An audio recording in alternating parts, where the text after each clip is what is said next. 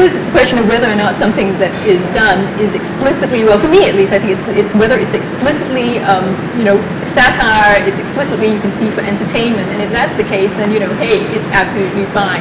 I mean, none of us would think like a comedian like Borat was actually, so to say, personally a anti-Semitist, since he happens to be Jewish. But I suppose it's when sometimes when the line is not clear, and that's where it begins to, when you begin to say, is this a personal attack actually? Is this person actually just being mean-spirited? And I think that's what came across in yours. But you're saying that it was straight entertainment. There was no malice intended whatsoever. Yeah, just comment. You see, I was thinking about the Stephen Colbert show, right? Sometimes he makes fun of the atheists or homosexuals or whatever. You know that Stephen Colbert is actually on the side of the atheists and the homosexuals. Even though he's making fun of them? Yes, even though he's making fun of them. You see, and that's what makes it funny. I mean, I don't take sides. So, when it comes to... But in that thing, you were taking a side. You were taking the side of us being opposed to me. Clearly, everything about you was being opposed to me. Now, all these comedians, Chris Rock, Stephen Colbert, all those guys, they take the side of the people they are making fun of, and it is so obvious. It is a fine skill to know, which you do not have yet. But in these shows, you have to take the side. But do you think I'm taking the side against you, or am I taking the side for you? Well, what do you guys think?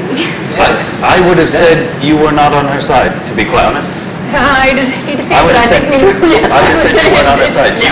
You were there, and you had something to say. You didn't like her accent. My personal, you didn't like her accent because of who she is, and you decided to do something about it.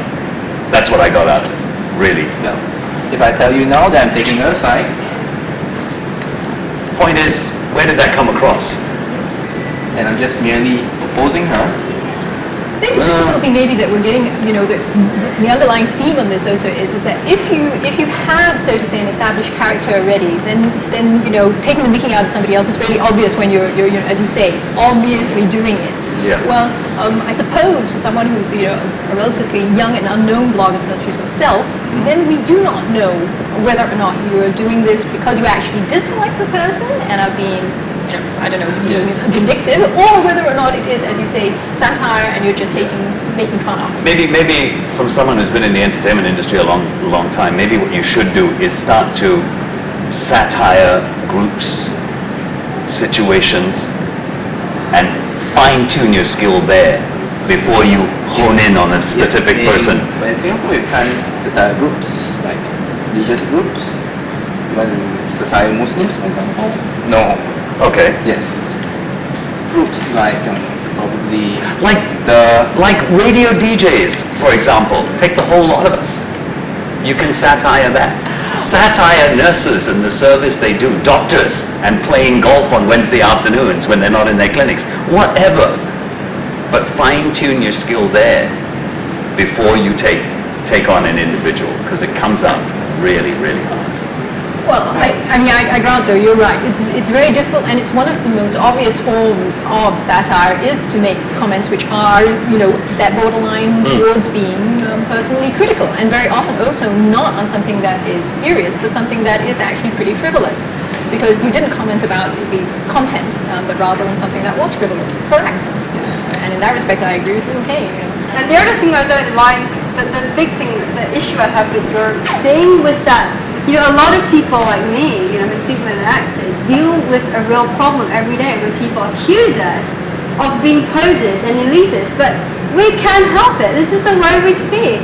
And I was really, for years, I was in this spot where I was thinking, I should really try to speak more local, but that's just not me.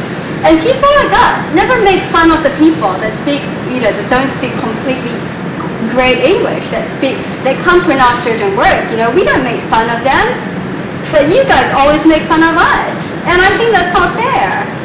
So where does fairness begin, and how much fairness should there be? We're going to come back in a short while, and when we do, unfortunately, we won't be able to continue your topic on fairness. But I'm sure people are going to be commenting on our website about it. When we do come back, we're going to be talking about two old hags. Us. Don't go anywhere.